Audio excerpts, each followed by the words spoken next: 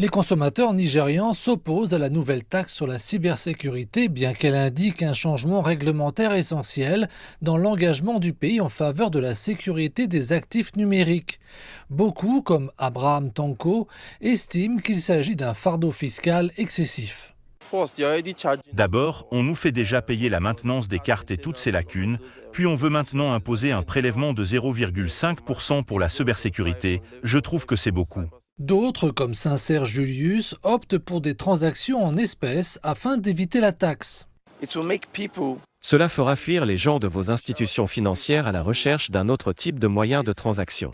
Mais les observateurs économiques pensent que cela aura un impact positif sur les revenus et l'économie.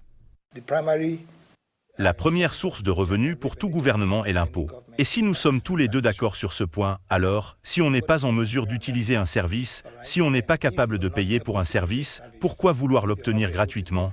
Toutefois, des inquiétudes persistent quant à la gestion et à la mise en œuvre de la taxe. Vous avez plusieurs milliers de milliards de Naira entre les mains pour faire quoi exactement? Quelle cybersécurité fournissez-vous? Quelle infrastructure de cybersécurité fournissez-vous? Parce que le système bancaire est censé fournir sa propre cybersécurité, les entreprises de télécommunications sont également censées fournir leur propre infrastructure de cybersécurité. La taxe entre en vigueur ce mois-ci et les sanctions en cas de non-respect prévoient une amende d'au moins 2% du chiffre d'affaires de l'entreprise en défaut.